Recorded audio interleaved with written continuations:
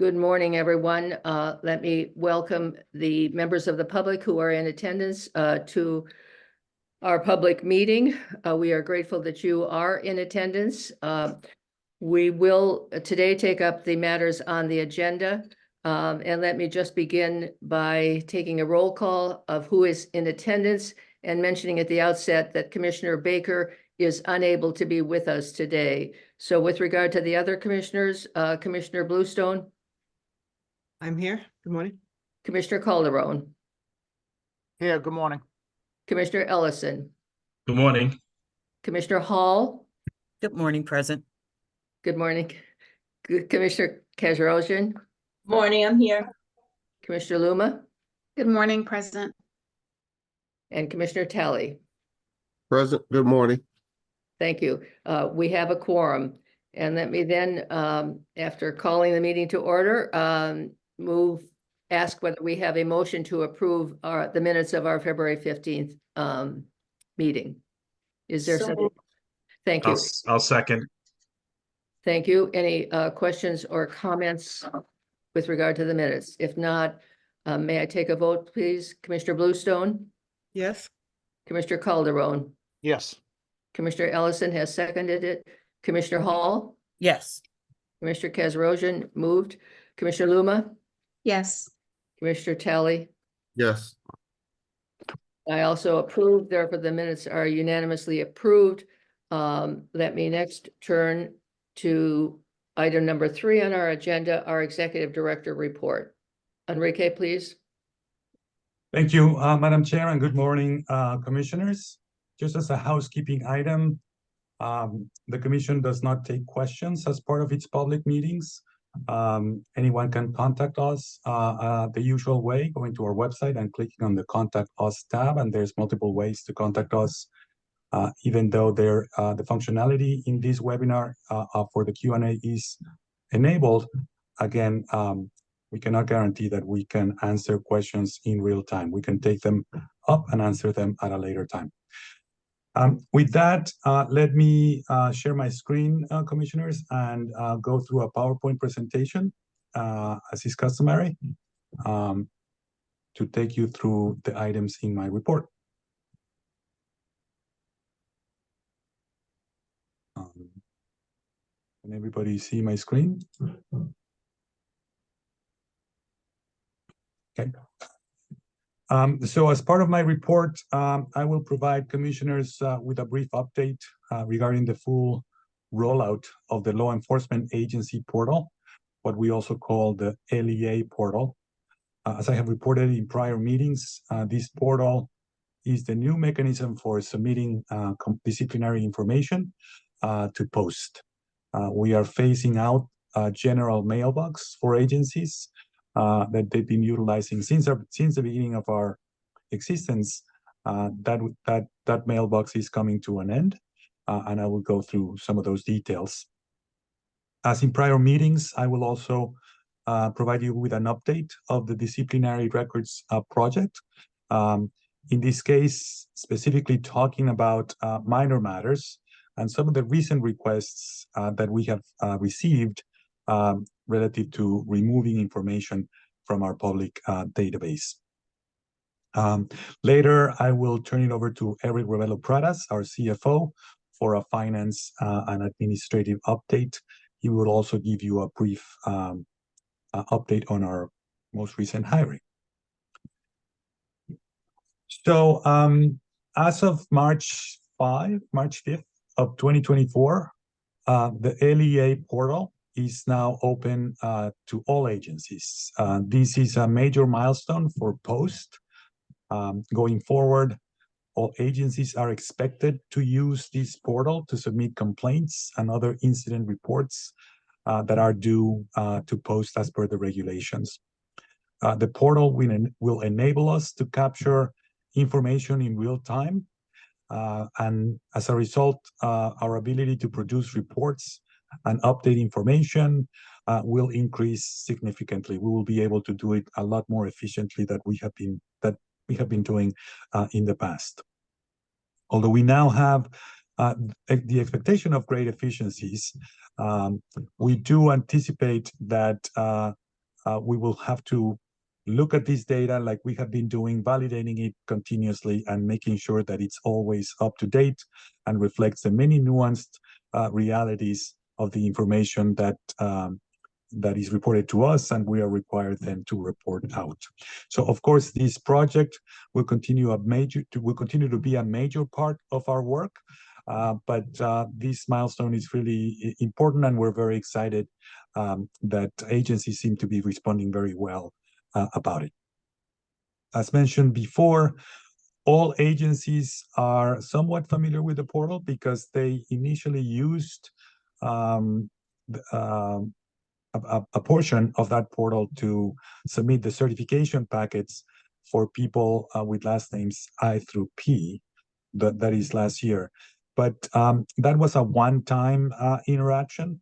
What we can now expect is that certain individuals within agencies, especially those within large agencies, will be logging into the portal regularly to submit reports that are due to post and update those reports afterwards. There's an initial submission, of course.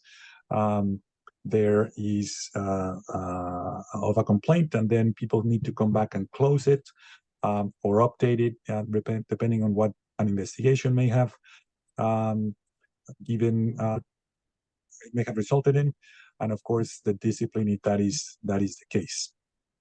We see that we have assigned approximately 880 login credentials. We can see that there are 737 users actively using the portal, which again is very encouraging. There's about an average of 2 to 3 credentials per agency, and as you know, we have about 438 agencies that can be expected to at least once use the portal. So adoption rate is very encouraging, and we'll continue to monitor all of that. We can safely say that at least 15 agencies have created new complaints since we opened the portal for March 5th. So again, adoption rate is ongoing. We provided, I've included in the packet that some of the training sessions that we provided. These include those were immediately following the portal launch on March 5th. We saw approximately 50 people attend each of those training sessions, which again is also very encouraging. We have as I have reported in the past, we monitor the credential requests because this represents an incremental cost to post.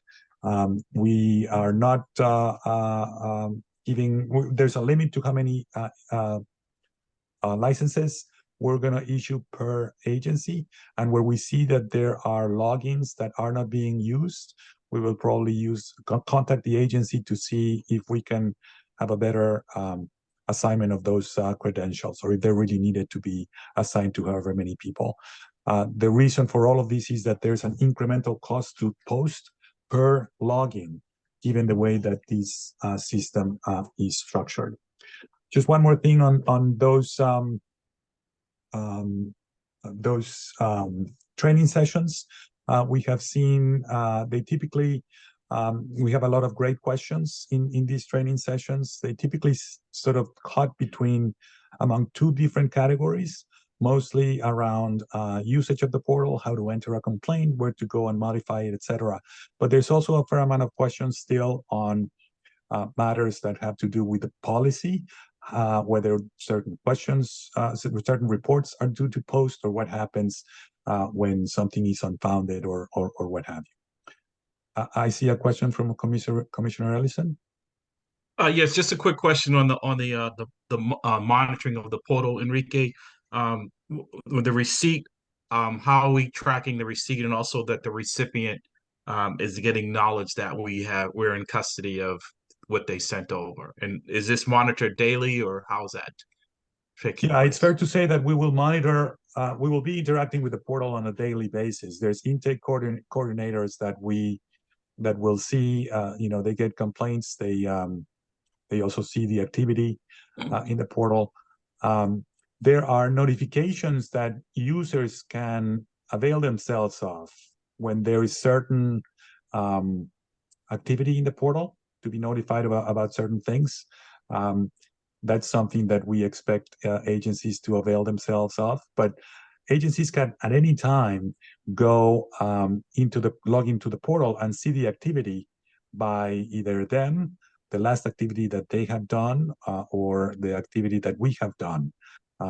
This infrastructure is really, some of the latest technology that allows us to interact in real time, which is really a major benefit. Did I Thank answer you. your question, Commissioner? You did. Thank you. Again, there will be eventually the ability to generate reports in real time with the information that's submitted. There will be the ability to get aging reports.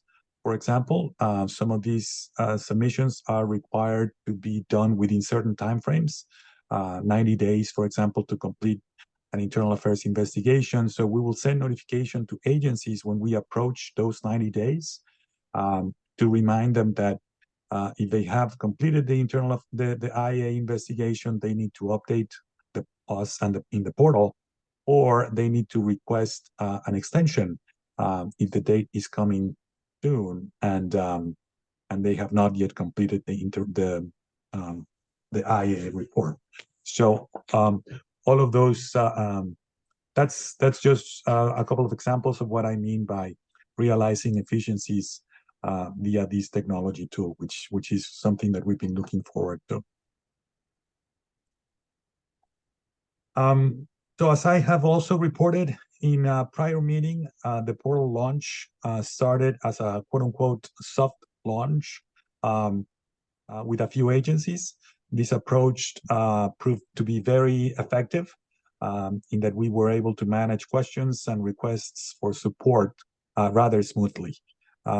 There's a lot of work that was done by our staff in uploading information that was submitted to post via the email after January 31st of 2023. Commissioners will remember that this was the date that all of the historical disciplinary records were due to post. So we got all that information, started to analyze and validate it, as I have reported in the past, put a lot of it out already. But after January 31st of 2023, and all the way to February 15 of this year, there's a lot of information that kept coming into post. We termed this the catch-up project.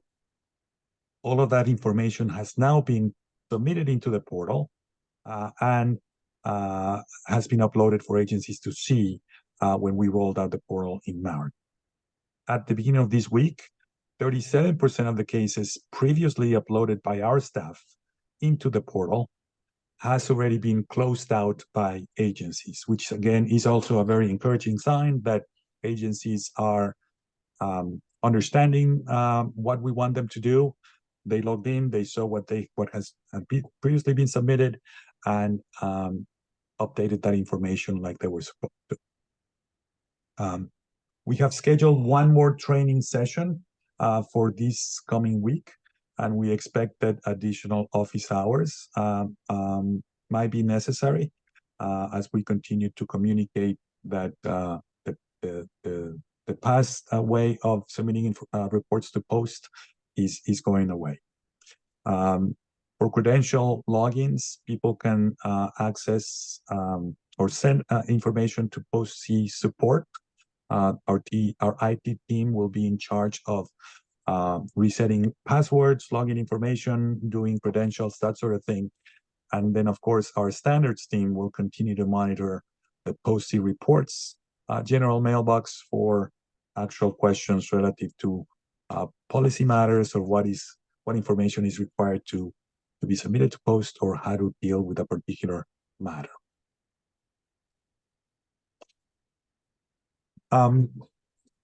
Also included in the packet for this meeting is new content in our website because we have updated the main page that we call Complaint and Incident Report. This landing page was recently deployed to provide updated information on accessing the portal and submitting complaints and reports that are due to post. We hope that this page proves to be useful to agencies, and we ask them to provide information via the portal exclusively. There is important information on the reporting requirements, of course, the key dates that I've reported in the past, as well as useful resources to interact with posts via the portal. These resources include the pertinent regulations, the guidance previously issued by the Commission. The idea behind this page is to have in one place all that agencies might need to submit this information, this disciplinary information to post. Although we expect to interact a lot via the portal, we of course anticipate that we will have questions as we have gotten in the past. Agencies appreciate talking to somebody at different times. That will continue to be the case. We have also updated our frequently asked questions, and we are in the process of even deploying short instructional videos, because that's another way to also be effective and in interacting with agencies. All of this information can be accessed through the option Submit Records and Reports for law enforcement agencies only at the main part of our website, which then directs agencies to this updated page. Again, we hope that this proves to be useful and a one place for agencies to see all the information they need in one place. I will now move on to provide a customary update on disciplinary records. There are approximately 50 records from the historical project that have now been validated and will be uploaded into our next release. The upcoming release is, like we do at the beginning of every month, is this April 1st. This actually constitutes the last batch of records that we called the historical disciplinary records, with the cutoff of January 31st of 2023, as I explained earlier. We have also finished uploading the records of the catch-up project, and those records are now being updated by agencies, as I mentioned also a moment ago. All incidents that occurred after February 15 of 2024 are now required to be submitted directly into the portal.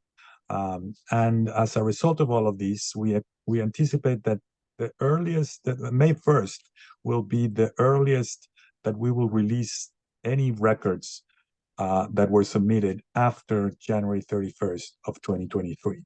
We don't expect that there will be another validation effort like we had to do with the historical disciplinary records, because all of this information is being submitted in real time and should be validated in real time by the people interacting with us via the portal.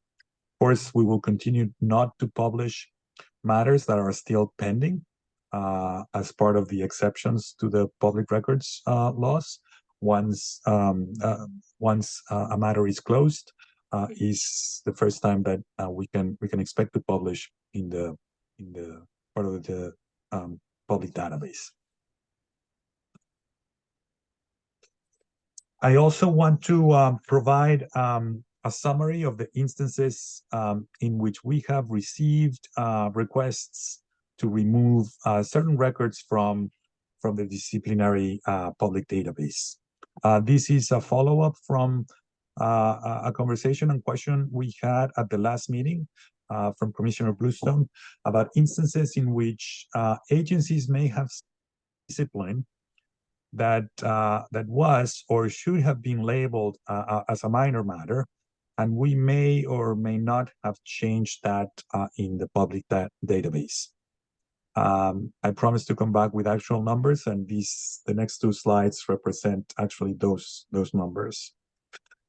This is the total number of instances that have been actually removed from the public database. in accordance with protocols implemented by Post and previously reported to the Commission. Those are where instances are something that occurred while the individual was not a law enforcement officer. In other words, maybe a dispatcher, or maybe an incident occurred as part of their attendance to the academy. This is really not within the scope of Post, and therefore those 12 instances have been removed from the public database.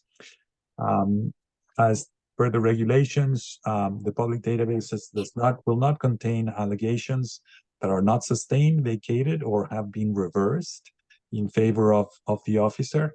And we have had 131 instances that were initially reported to us, may have been published as part of initial publications, but now have been removed as a result of evidence that agencies have provided relative to that matter. I've also reported a number of times in the recent past, that letters of counseling that are vacated after 1 year can be removed, are removed from the officer's records, and therefore can be removed from the public database. And that amounts to 217 instances of those cases. That's a total of 426 cases. Now, in this slide represents instances where we have received a request to remove from the public database, but we have not done so for the following reasons, or at least have not yet done so because the matter may be still pending, or we may be waiting for actual evidence to that effect. In some instances, the officer or the chief is asking us to remove it because, a quote, sometimes this is the request, it is not within Post purview, but we see that the discipline imposed was a suspension, a termination, a demotion, or a particular matter that Post does not consider to be a minor matter. This has been 20 cases, and those remain in the public database, and it is not our inclination to remove them. The regulations actually provide for, as I have reported in the past, for a mechanism for agencies or officers to appeal this determination, a determination that the agency does. We have one such matter making its way through that appeal, but it remains in the public database while that is ongoing. Actually, I will mention also the regulations state that we can report out that the matter is being challenged by the officer or the agency, and our public database will make that notation in the database if that is a matter that is being challenged. But again, our inclination is not to change these kinds of instances. There are 20 such instances, and until we get inclination that the matter has been reversed, as is the case in our regulations, those will not change. There are instances in which we may be awaiting documentation, and that's the second category in this chart. Maybe the officer requests or says that the matter was minor and whatnot, but until we get some kind of evidence or documentation from the agency, we will not make that change. And there are, lastly, a few items that may merit further review or the adoption of a protocol by Post. I will come back in a future meeting to update you on these particular instances. There is this number is decreasing as we speak because our intake coordinators are dealing with those instances in real time. Let me pause there and see if there's any questions from commissioners or comments. Yes, sir. Commissioner Larson. Just a quick question, Enrique. On those documents, for instance, if someone has an oral reprimand, but it's still documented, are those coming into the folder to be reviewed? And because that would be something that I would assume that it's resolved would then be edited from the officer's folder, but are we getting those from law enforcement? So, yeah, and this is what my merit and actual protocol to be adopted, but in general, a documented verbal reprimand is sometimes dealt with by letter of counsel. What something that I've reported in the past that it may go into it's a conversation that happens, it's documented, it gets put in the file of the officer, and it goes away after a year. So for the historical project, they initially submitted, and the state police was the biggest, the largest case, the case with the most instances like this. They submitted all of that information, and they later told us, well, these matters actually go away after a year if once the officer requests that to be removed, and they are essentially vacated. Our regulations state that when a matter is vacated, they get removed from the public database, and that's what we have been doing. Now, going forward, if this was your question, Commissioner, it is possible that more likely than not, that because of the 2-day reporting requirement that agencies are required to do, which again, as I reported in the past, is something that is a challenge for everybody involved. They enter into the portal. They may end up later on, after some investigation is done or some due diligence, end up saying, well, this is only a verbal reprimand. We're not gonna, we're gonna close it as such.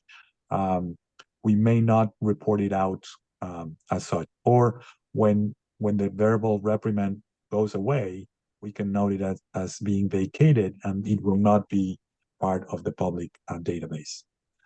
And now, aside from documented verbal reprimands, anything above that starts to be, in our view, more part of the public database. When you get a written reprimand, which is typically what happens after an oral reprimand, or any kind of discipline like suspension or loss of time off, or what have you, all of that really is part of the public database, in our opinion, and as per the regulations, they will continue to be so. Right. I guess my concern is because, and I'll just use Boston for instance, in an oral reprimand, it's difficult, almost impossible to challenge.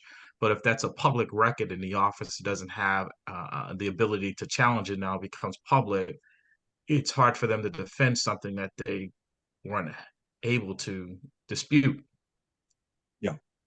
Yeah, and it goes back to how minor the matter may be that needs to be reported to post or not. So it is possible that many of those cases, I suspect, will not make it into the portal in the first place because it's a minor matter, considered a minor matter.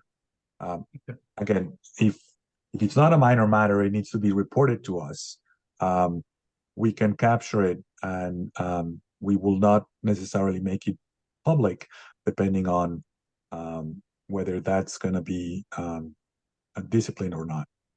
Yeah. Thank you. Any other questions or comments from commissioners? All right, Eric, are you in attendance? And I am. okay, I'll I'm drive. here and ready. Thank you, Enrique. Good morning. As you know, the commission testified before Joint Ways and Means on Tuesday afternoon on the governor's FY25 budget recommendation. Commissioners Hinkle and Ellison joined Enrique in presenting and answering follow-up questions. I say Tuesday afternoon, but actually it was more like Tuesday evening. We were there for 11 o'clock, but we didn't go on till about 5 p.m. So, but nevertheless, it did go very well. We noted our progress and achieved milestones over the past year, informed the committee of our projected spending for the current fiscal year, And we noted that we still have a lot more to do, especially with certifying and auditing over 400 agencies coming forward. We also confirmed our support for the current funding in the governor's budget, which is $8.7 million. The next step now will be for, in the budget cycle, will be for the unveiling of the House Ways and Means version of the budget, which will be in mid-April.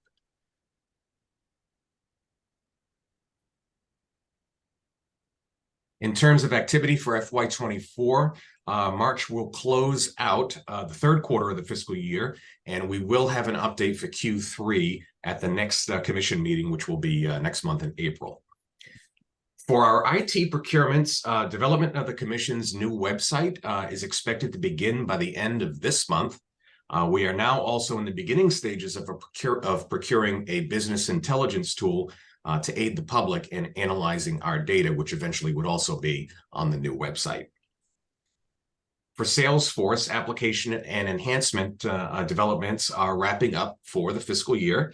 Task orders 2 and 3, I'm pleased to report, are fully paid and fully completed, and we came in about $53,000 under budget. We've alluded to the vendor's slow billing process, Smartronix, so we are awaiting final invoicing for task order number 4, which was completed last month, mid-month. So the final cost we're looking at there is going to be about $156,000. So all total, all in, will be just probably about $950,000 for the fiscal year. In terms of hiring, Post has seen a lot of activity over the past 30 days, especially in the legal division. Former Superior Court Justice Lloyd McDonnell will be serving as a senior legal advisor to our legal division. Mia Catterman is interning for us from the Roger Williams University Law School.